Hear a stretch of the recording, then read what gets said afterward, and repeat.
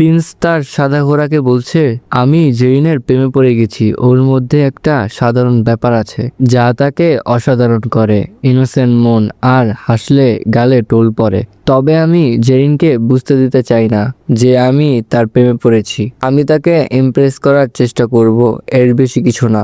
আমি যদি বেশি আগ্রহী হই তাহলে জেরিন হয়তো পিছিয়ে যাবে। তাই আমার প্রতিটা পদক্ষেপ খুব সাবধানে নিতে হয়। জেরিন এসে পড়লো সেখানে। জেরিন বলল, মরুভূমি থেকে এত তাড়াতাড়ি ফিরে আসলেন? প্রিন্স বলল, মন ঠিক ছিল না একা একা। আমার জীবনটা খুব একা, বুঝলে জেরিন? ছোটবেলায় বাবা মাকে খুন করে আমার চাচা। আমার বাবার ডায়মন্ডের বিজনেস ছিল। তারপর বাবা মা ছাড়া রাস্তায় বড় হয়েছে, ফুটপাতে।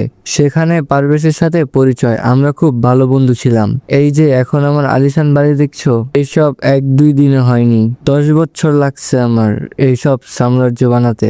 তুমি হয়তো ভাববে আমি পড়াশোনা করিনি, আসলে সত্য, কখনো স্কুলে যাইনি। তবে আমার পৃথিবীর সকল বই মোটামুটি শেষ। আমার আগ্রহ সাইকোলজি নিয়ে, ক্রিমিনাল সাইকোলজিও পড়েছি।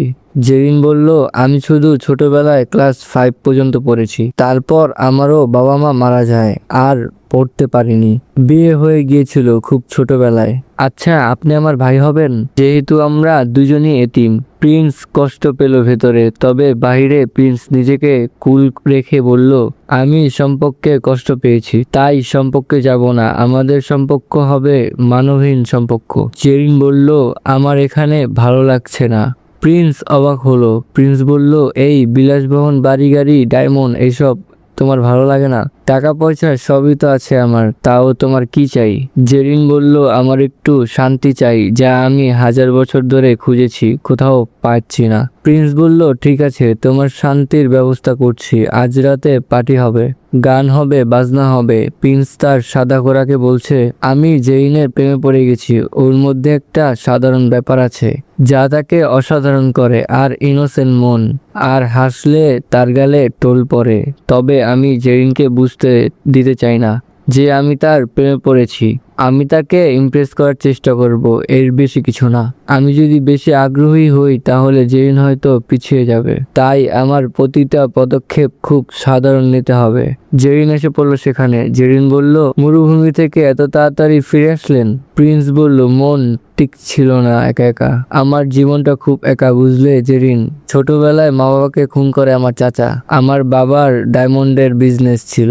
তারপর বাবা মা ছাড়া রাস্তায় বড় হয়েছি, ফুটপাতে। সেখানে পারভেজের সাথে পরিচয়। আমরা খুব ভালো বন্ধু ছিলাম। এই যে এখন আমার আলিশান বাড়ি দেখছো, এইসব 1-2 দিনে হয়নি। 10 বছর লাগছে আমার এসব সাম্রাজ্য বানাতে। তাই হয়তো ভাববে আমি পড়াশোনা করিনি, আসলে সত্য, কখনো স্কুলে যাইনি। তবে আমার পৃথিবীর সকল বই মোটামুটি শেষ। আমার আগ্রহ সাইকোলজি নিয়ে, ক্রিমিনাল সাইকোলজিও পড়েছি। আমি শুধু ছোটবেলায় ক্লাস 5 পর্যন্ত পড়েছি। তারপর আমারও বাবা মা মারা যায়, আর পড়তে পারিনি। বিয়ে হয়ে গিয়েছিল খুব ছোটবেলায়। আচ্ছা, আপনি কি আমার ভাই হবেন? যেহেতু আমরা দুজনই এতিম। প্রিন্স কষ্ট পেল ভেতরে, তবে বাহিরে প্রিন্স নিজেকে কুল রেখে বলল, আমি এই সম্পর্কে কষ্ট পেয়েছি, তাই সম্পর্কে যাব না। আমাদের সম্পর্ক হবে মানবহীন সম্পর্ক। জেরিন বলল, আমার এখানে ভালো লাগছে না। এদিকে রাতের বেলা পার্টি করছে জয় ও সৈকত। রুমের ভেতরে ডিজে লাইট ছেড়ে মদ খেয়ে উড়াধুরা নাচছে, গান বাজছে। আমার টাকা খায় রে তুই ঘুইরা বেড়াস চাঙ্গে, বাঁচি না তোর ভাবসাব দেখা। মাইয়া তুই কাল লাগেনি, আগে তো দেখিনি, জমে না আর বাহানা।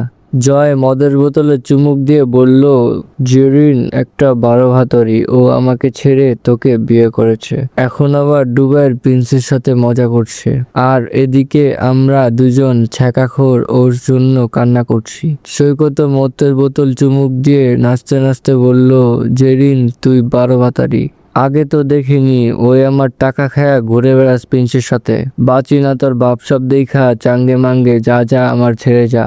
তারপর সৈকত ও জয় একের উপরের গলায় হাত ধরে লাফাতে থাকে।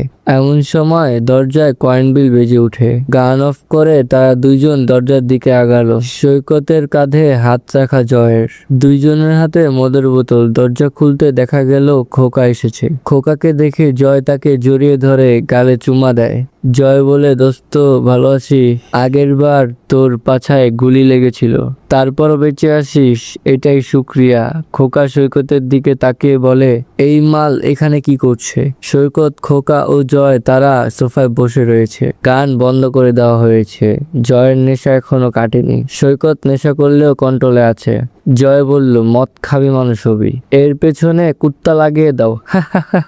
খোকা বলল, কি হয়েছে, জেরিন কই? সৈকত বলল, প্রিন্স তাকে নিয়ে গেছে, এখন আমার তোমার হেল্প লাগবে। খোকা বলল, বন্দুক, পিস্তল, চাপাটি এসব দিয়ে প্রিন্সের মতো আন্ডারওয়ার্ল্ড মাফিয়ার সাথে যুদ্ধ করবা তো মরবা।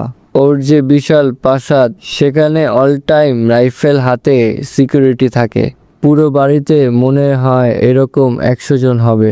তারপর এদের মারার পর পাসওয়ার্ড লক, এই লক কেউ জানে না, ফিঙ্গারপ্রিন্ট আসে শুধু। সৈকত বলল, তাহলে কি প্রিন্সের বাসায় ঢুকে জেরিনকে আনা সম্ভব না?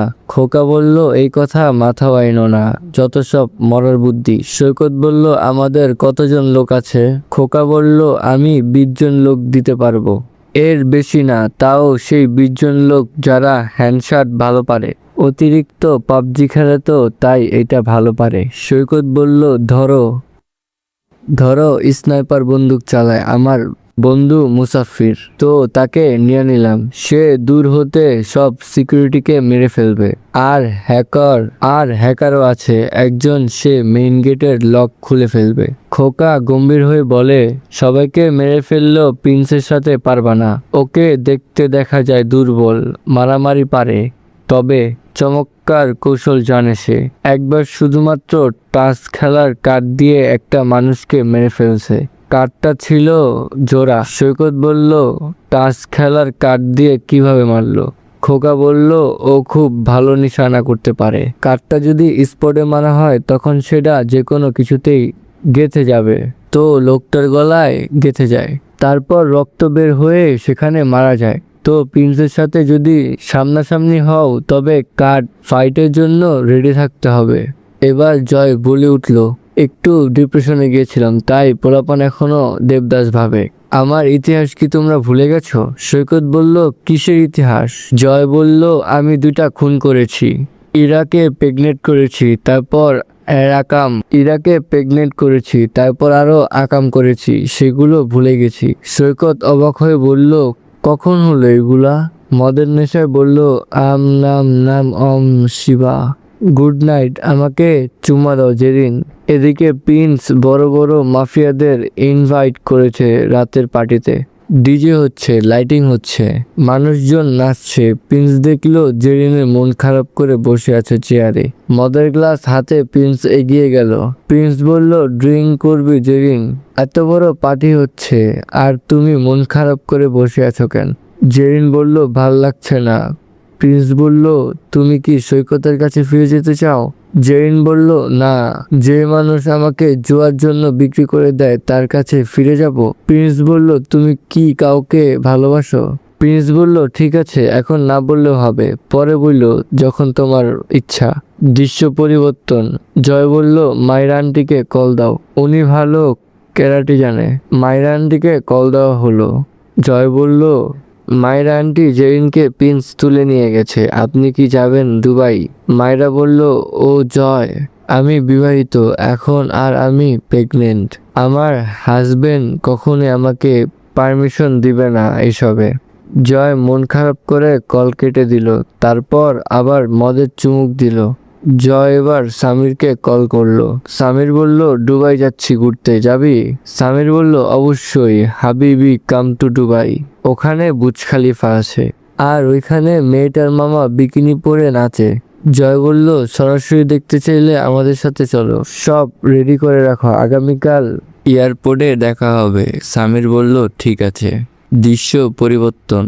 প্রিন্স ভাবলো আজকে পার্টিতে ভালো মুহূর্ত জেরিনকে প্রপোজ করার জন্য। প্রিন্স সবাইকে অ্যাটেনশন দিতে বলল, তারপর কোটের পকেট থেকে একটা রিং বের করলো। এদিকে আকাশে তখন ঘন কালো মেঘ, বাতাস শুরু হয়ে গেছে। প্রিন্স জেরিনকে ডায়মন্ডের আংটি দেখিয়ে বলল, তুমি কি আমায় বিয়ে করবে জেরিন? পিচ্চি বউ, পর্ব হচ্ছে 44 নাম্বার, সিজন হচ্ছে 2। প্রিন্সের বিয়ের প্রস্তাবে জেরিন কি বলবে? এবার গল্পটা ছেড়ে দিলাম পাঠকদের হাতে। তোমরা যা চাও তা হবে। কমেন্টে লিখো জেরিন না বলবে নাকি হ্যাঁ বলবে। দুইটার যে কোনো একটা লিখো।